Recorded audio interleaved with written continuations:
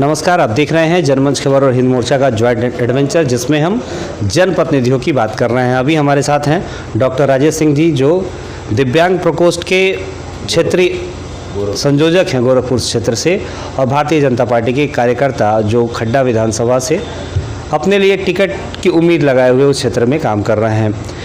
एक प्रबंधक, एक विद्यालय संचालक, एक एजुकेटर और समाज के क्षेत्र में काम करने वाला जब एक जनप्रतिनिधि के रूप में क्षेत्र में जाता है तो उसकी अपनी किस तरह की चुनौतियां होती हैं और किन समस्याओं को लेकर वह काम करता है, और कोई भी किसी पार्टी या फिर किसी दल को किस लिए चुनता है, यह सब आप जानते हैं। किससे प्रभावित होकर कौन कहाँ जाता है, किस सिस्टम को फॉलो करता है। तो आने वाले विधानसभा चुनाव 2022 में भारतीय जनता पार्टी किन मुद्दों को लेकर चुनाव में जा रही है, कौन कौन सी योजनाएं ऐसी हैं जो क्षेत्र के लोगों के लिए फ़ायदेमंद हैं और जो धरातल पर उतर रही है, तो इनसे बात करेंगे और ये जानने की कोशिश करेंगे कि पूर्वांचल के लिए वर्तमान की योगी सरकार और केंद्र सरकार ने किन किन योजनाओं को धरातल पर उतारा है और किस तरह की योजनाओं के साथ आने वाले विधानसभा चुनाव में ये प्रत्याशी मैदान में जाएंगे। स्वागत है सर आपका। सबसे पहले तो यही बताइए, कौन कौन सी प्रमुख ऐसी योजनाएं हैं भारतीय जनता पार्टी की जिसको लेके आप क्षेत्र में लोगों के बीच जा रहे हैं? देखिए, प्रमुख रूप से सरकार की जो योजनाएं हैं, उन योजनाओं में जो पहले हमारी सरकार के सामने जो समस्याएं थी, जनता की जो समस्याएं थी, इनको जोड़ते हुए जो योजना बना कि इनको 2017 के पहले बिजली कब आती थी, कब चली जाती थी। सड़क और बिजली के अभाव में विकास संभव नहीं है। बच्चों के पढ़ाई लिखाई के लिए बिजली ज़रूरी है, खेती के लिए बिजली ज़रूरी है। तो बिजली को सबसे पहले सरकार ने बिजली को प्राथमिकता दिया। बिजली की प्राथमिकता यह हो गई कि अब 18 घंटे तक गांव में, 20 घंटे तक नगर पालिकाओं में और 24 घंटे बिजली जो है महानगरों में मिलने लगी, जिससे हम बिजली से जुड़ी हुई जितने भी विकास की संभावनाएं हैं सब खुल गई। सड़कों का बड़ी तेज़ी के साथ विस्तार हो रहा है, बेघरों को घर मिल रहा है। सबसे ज़्यादा उत्तर प्रदेश में सबसे बड़ी समस्या थी कि नारी सम्मान की प्रतिदिन आताताइयों द्वारा नई नई घटनाएं दी जाती थी। महिलाओं को सड़क पर चलना दूभर हो गया था।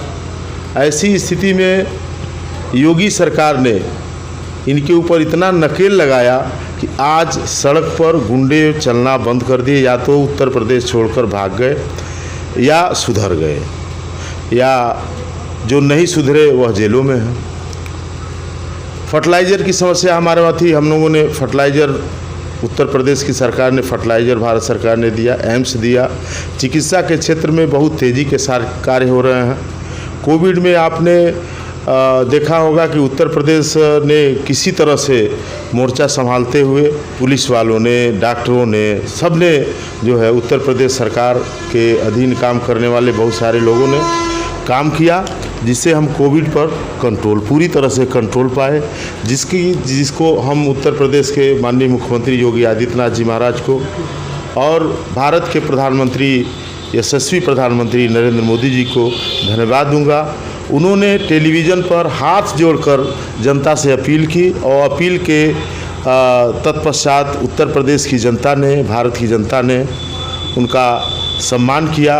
और कहीं बल प्रयोग हल्का सा भी करना पड़ा, कहीं नहीं भी करना पड़ा, प्रार्थना से ही पूरी जनता ने जो है उनका उस कार्यक्रम का स्वागत किया और उस पर अमल किया, जिससे हम उसको दूर भगा पाए। तीसरी लहर को भी रोक लिया हम लोगों ने। टीकाकरण, मुफ्त टीकाकरण का कार्यक्रम भी चल रहा है, बहुत तेज़ी के साथ चल रहा है।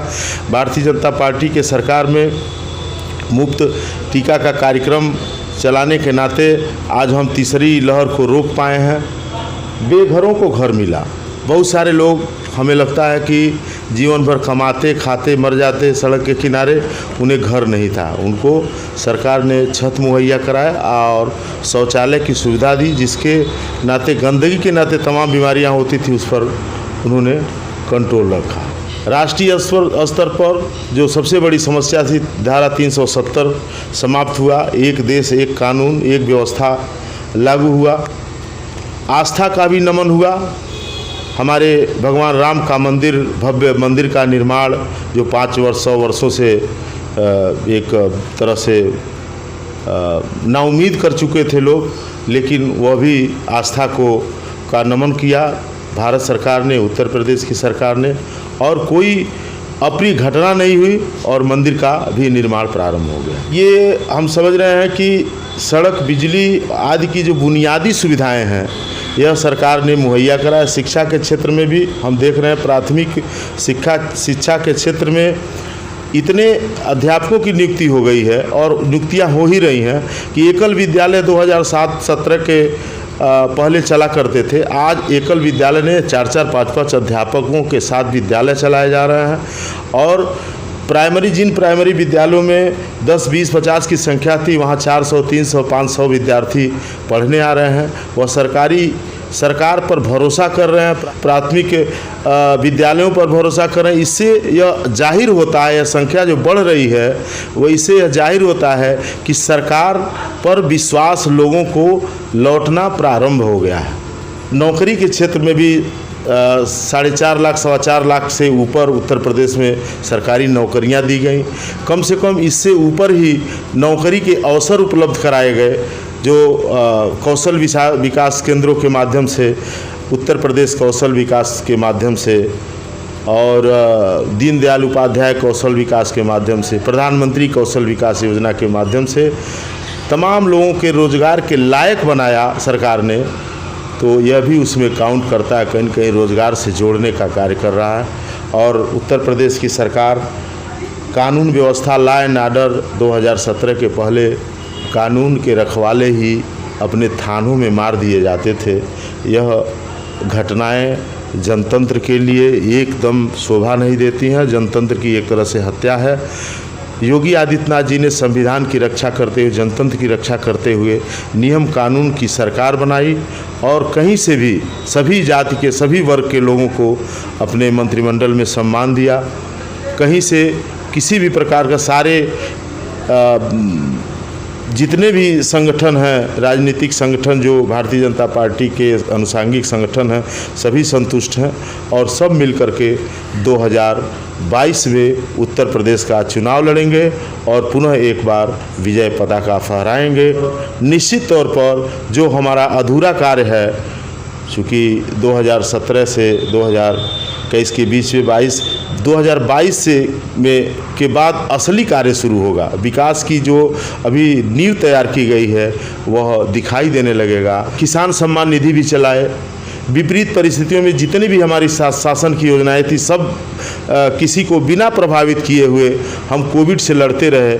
यह सबसे बड़ी जो है चुनौती रही है और इस चुनौती को हम लगभग पार कर रहे हैं। हम चुनाव के मूड में हैं, जनता एकदम तैयार है। भारतीय जनता पार्टी, कहीं कोई जाति नहीं, कोई पात नहीं, एकदम योगी के साथ सब लोग हैं। सबका साथ, सबके विकास की बात अगर भारतीय जनता पार्टी ने देश में की है तो उसका एक अनूठा उदाहरण उत्तर प्रदेश में भी देखा जा सकता है। तो योजनाओं की बात कर रहे थे हम कि योजनाएं ढेर सारी जो धरातल पर नहीं पहुंच पा रही हैं, उसमें अक्सर जनता ये कहती है कि जो भी अधिकारी हैं, फील्ड में आप जाएंगे तो ये कहा जाता है कि मोदी और योगी तो बड़ा अच्छा काम कर रहे हैं, लेकिन नीचे के लोग काम जो है बेहतर तरीके से नहीं कर पा रहे।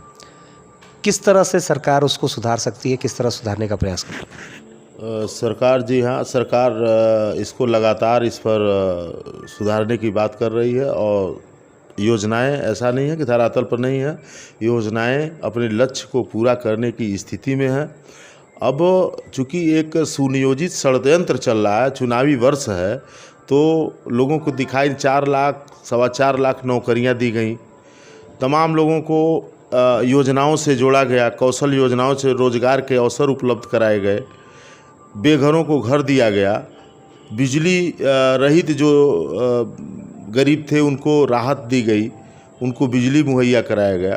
तो विकास की तो सारी संभावनाएं तो खोल ही दिया है इन्होंने। और जो अधूरे कार्य हैं, जो कोविड के चलते कार्य नहीं हो पाए, उन कार्यों को भी हम पूरा करेंगे। और निश्चित रूप से हमारी सरकार दिन रात लगी हुई है।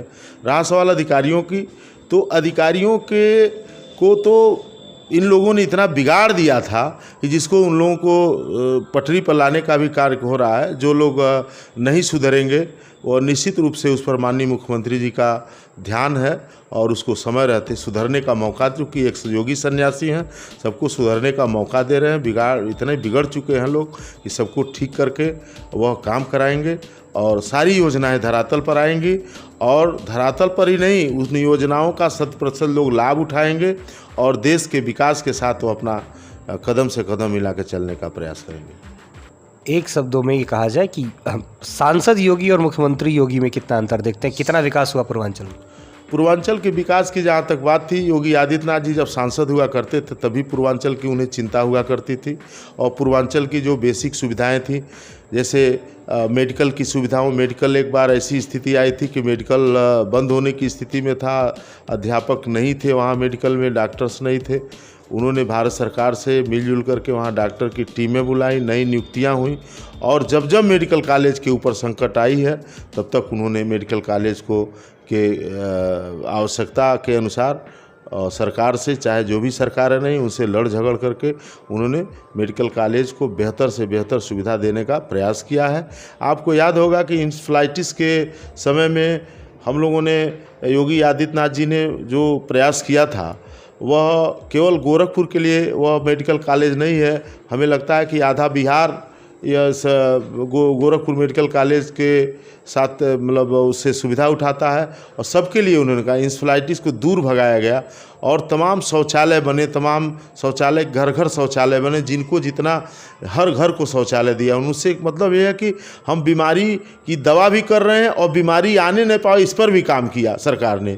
जो काम पूर्ववर्ती सरकारों को करनी चाहिए थी कभी हो गया होता, लेकिन उन्होंने इस पर ध्यान नहीं दिया, केवल राजनीति किया उन्होंने और इन लोगों ने काम किया है, सेवा की है और सारी बुनियादी सुविधाओं को पटरी पर लाने का काम किया गया है। बात और जब चुनावी वर्ष आता है तो हर पार्टी विभिन्न जातियों को अपने साथ शामिल करने का प्रयास करती है और जातिगत राजनीति खूब चलती है, लेकिन कभी किसी पार्टी से ये कहा जाए कि आप किसी जाति विशेष को सपोर्ट करते हो या जातिगत बंटवारा करते हो तो वो इसको एक्सेप्ट नहीं करती। किस तरह देखते हैं कि राजनीति में या चुनाव में जातियों की किस तरह की भूमिका रहती है? देखिए, जहाँ तक रहा सवाल, भारतीय जनता पार्टी ने कभी जातिगत राजनीति नहीं की। भारतीय जनता पार्टी हमेशा सबके साथ सबके विकास की बात की है।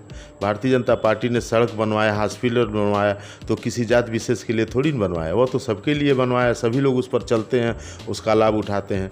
यह जातिवादी पार्टियाँ जिनके पास राष्ट्रीय कार्यक्रम नहीं है, वो जो अपना प्रांतीय पार्टियां हैं, एक तरह से कहा जाए तो प्राइवेट लिमिटेड कंपनियां हैं और पार्टियां भी नहीं हैं, वह उसका दुष्प्रचार करती हैं। लेकिन जनता इस चीज़ को समझ चुकी है। 2022 में उत्तर प्रदेश की जनता जात पात से हट करके योगी जी के नेतृत्व में सरकार पर पूर्ण विश्वास करके वोट देने की स्थिति में है। हम लोग क्षेत्र में जा रहे हैं, कहीं कोई जाति पात की स्थिति नहीं है। आपने हमें समय दिया, बात की, इतनी अच्छी जानकारी शेयर की। उम्मीद करते हैं कि आगे भी आपसे इस तरह का सहयोग मिलता रहेगा।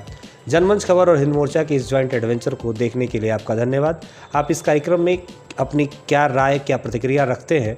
आपको ये कार्यक्रम कैसा लग रहा है और किन सवालों को आप जनप्रतिनिधियों तक पहुंचाना चाहते हैं और आपके क्षेत्र की प्रमुख समस्याएं कौन कौन सी वो आप हम तक पहुंचाएं? जुड़े रहें जनमंच खबर और हिंद मोर्चा के इस पूरे कार्यक्रम के साथ। आप की हर समस्याओं का, आपके हर सवालों का हम जवाब ढूंढने की कोशिश करते रहते हैं।